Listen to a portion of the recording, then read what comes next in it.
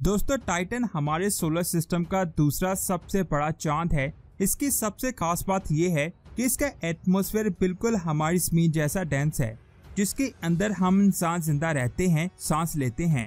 जब किसी ने स्पेसक्राफ्ट में लगा लैंडर इसके एटमॉस्फेयर में दाखिल हुआ तो उसने वहां पर बड़े बड़े समुद्र और पहाड़ों को देखा। इसके अलावा ऐसी चीजों को देखा जिन्होंने साइंसदानों को परेशान कर दिया। क्या इस स्पेस लैंडर ने वहां पर लाइफ को देखा? क्या टाइटन पर लाइफ मौजूद है?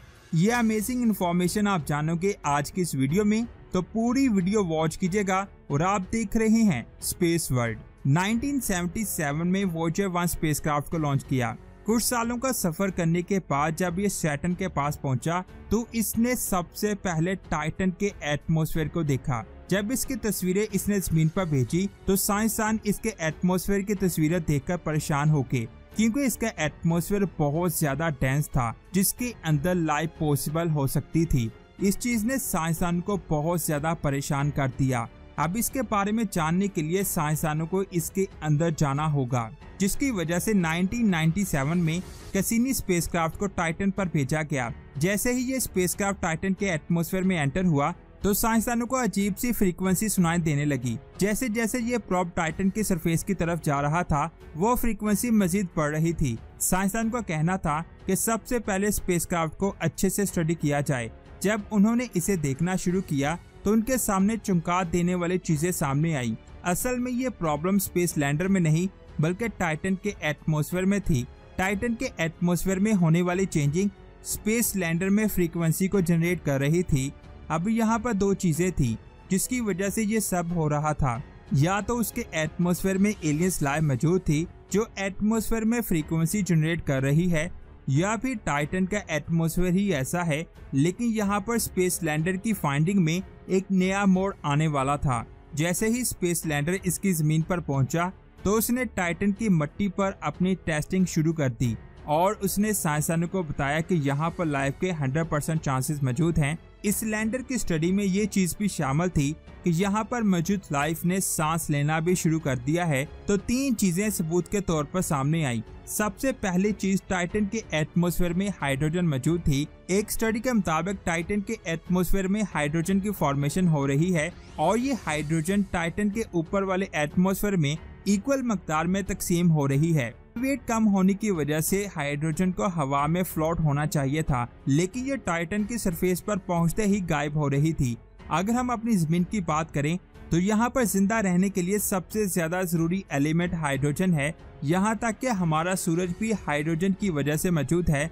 अगर हाइड्रोजन ना होती तो हमारा सूरज भी ना होता। अगर सूरज ना होता तो हम इंसान भी जमीन पर मौजूद ना होते। और हो सकता है कि कोई स्पीसीज टाइटन के एटमॉस्फेयर में हाइड्रोजन को कंज्यूम कर रही है। ये देखकर साइंसदान का कहना था कि एक तरफ हाइड्रोजन अच्छी मकदार में जनरेट हो रही है लेकिन दूसरी तरफ उसे कोई कंज्यूम कर रहा है। आखिर ये हाइड्रोजन कहाँ जा रही है? एलियन लाइफ का दूसरा सबूत कम मकदार में नाइट्रोजन का होना। साइंसदानों की रिपोर्ट से ये पता चलता है कि वहाँ पर मौजूद लाइफ न सिर्फ हाइड्रोजन को कंज्यूम कर रही है बल्कि वो एक्टाइलेन को भी कंज्यूम कर रही थी, जिसको आज हमारी जमीन पर मौजूद ground water micro organism consume कर रहे हैं। ग्राउंड वाटर माइक्रो ऑर्गेनिज्म का मतलब वाटर बॉडी है, लेकिन टाइटन पर डिस्कवर की गई वाटर बॉडी अर्थ की वाटर बॉडी से बहुत ज्यादा मुख्तलिफ है, क्योंकि इसमें वाटर नहीं बल्कि इथेन और मीथेन मौजूद है। वो भी जमीन पर नहीं बल्कि जमीन के नीचे भी मौजूद है, जिसकी वजह से हो सकता है कि जमीन के नीचे माइक्रो ऑर्गेनिज्म मौजूद हो और यही माइक्रो ऑर्गेनिज्म टाइटन के एटमॉस्फेयर में नाइट्रोजन की मकदार को बढ़ा रहे हैं। साइंसदानों ने यह भी ऑब्जर्व किया है कि टाइटन के एटमॉस्फेयर में हर घंटे नाइट्रोजन की मकदार बढ़ रही है। अगर देखा जाए तो ऐसा ही नाइट्रोजन साइकिल आज हमारी जमीन पर मौजूद है। मुझे उम्मीद है इतनी ज्यादा मिलती जुलती चीजें जानकर आप बहुत ज्यादा हैरान हो गए होंगे, क्योंकि इसके बारे में आज भी बहुत कम लोग जानते हैं। टाइटन की मिट्टी का आखिरी सबूत क्रायोवोल्केनिक एरप्शन था, एक ऐसा आतिश फिजा जिसमें से गर्म लावा बाहर नहीं आता बल्कि इसमें से वाटर, अमोनिया और मीथेन जैसे एलिमेंट्स बाहर आ रहे थे। ये ऐसे एलिमेंट्स हैं जो लाइफ के लिए सबसे ज्यादा जरूरी हैं। इन तीनों सबूतों से साइंसदानों ने ये अंदाजा लगा लिया कि टाइटन पर लाइफ सांस ले रही है। लेकिन ये ऐसी लाइफ है जो मीथेन पर सरवाइव कर रही है। लेकिन अगर हम देखें तो साइंसदानों के पास सिर्फ लाइफ की मौजूदगी के हिंट्स ही मौजूद हैं, लेकिन अभी तक वो इस लाइफ को ढूंढने में कामयाब नहीं हुए। लेकिन क्या हो अगर टाइटन की हैबिटेबिलिटी को देखते हुए हम इस पर किसी लाइफ को भेज दें, क्या ये लाइफ यहाँ पर सरवाइव कर पाएगी? तो मैं आपको बता दूं, इसके 2 चांसेस हैं। टाइटन हमारे सोलर सिस्टम का एक ऐसा मून है जिसकी तमाम खसूसियात हमारी जमीन से मैच करती हैं। अगर हम जमीन की बात करें तो इसके एटमॉस्फेयर में मौजूद वाटर एक शेल्टर की तरह काम करता है, यानी हमारा एटमॉस्फेयर स्पेस से आने वाली खतरनाक कॉस्मिक रेस को जमीन के अंदर दाखिल होने से रोकता है। अगर ये वाटर एटमॉस्फेयर ना होता तो हो सकता है आज हमारी जमीन भी इनहैबिटेबल प्लेनेट होती। जैसे हमारी जमीन पर वाटर है, वैसे ही टाइटन पर मीथेन और इथेन मौजूद है। ये एलिमेंट भी टाइटन की सरफेस पर किसी भी कॉस्मिक रेडिएशंस को नहीं पहुंचने देते। अगर हम टाइटन पर मौजूद एलिमेंट्स को देखें तो वहां ऑक्सीजन के अलावा वो तमाम एलिमेंट्स मौजूद हैं जो लाइफ के लिए जरूरी होते हैं। बेशक यहाँ ऑक्सीजन मौजूद नहीं है, लेकिन टाइटन की बर्फीली क्रस्ट हमारी इस प्रॉब्लम को सॉल्व कर देगी। साइंसदानों के मुताबिक हम फ्यूचर में ऑक्सीजन को खुद क्रिएट कर लेंगे। अगर एक तरफ देखा जाए तो टाइटन पर एनर्जी, पानी और अच्छा एटमॉस्फेयर मौजूद है। टाइटन को कॉलोनाइज करने का ख्याल बहुत अच्छा है। हो सकता है कि हम मार्स से पहले टाइटन को कॉलोनाइज कर लें, लेकिन जरा रुकिए, हर एक चीज की पॉजिटिव और नेगेटिव साइड होती है। सेम इसी तरह टाइटन को कॉलोनाइज करने के बहुत ज्यादा नेगेटिव ऑप्शन मौजूद हैं।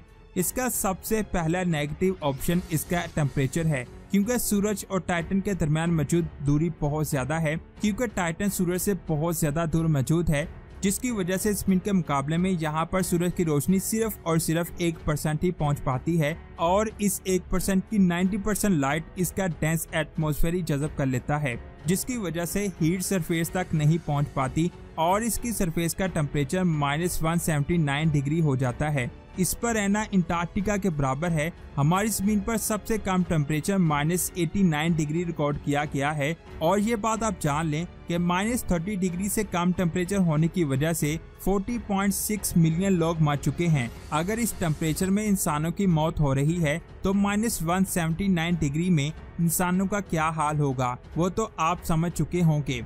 अगर हम 3.7 बिलियन साल पहले अपनी जमीन की बात करें तो हमारी जमीन भी कुछ टाइटन की तरह ही दिखाई देती थी। इसके एटमॉस्फेयर में नाइट्रोजन और मीथेन मौजूद थी और हर तरफ आतिश फिजा फटते थे, और इसकी सरफेस का लेवल हाइड्रोजन कार्बन से भरा हुआ था। लेकिन फिर अचानक इलेक्ट्रिक स्पार्क की वजह से हमारी जमीन का नक्शा बदल गया।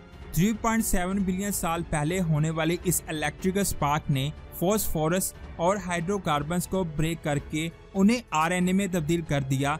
आरएनए एक दूसरे से कंबाइन होकर डीएनए में कन्वर्ट हुआ, जिसकी वजह से एक यूनिसेलुलर ऑर्गेनिज्म फॉर्म में आया। इसके बाद यूनिसेलुलर ऑर्गेनिज्म मल्टीप्लाई होकर मल्टी सेलुलर ऑर्गेनिज्म बने, जिससे जानवरों की लाइफ कन्वर्ट हुई और फिर हजरत आदम अलैहिस्सलाम को जमीन पर भेजा गया। टाइटन पर अभी किसी भी तरह की लाइफ के ट्रेस नहीं मिले।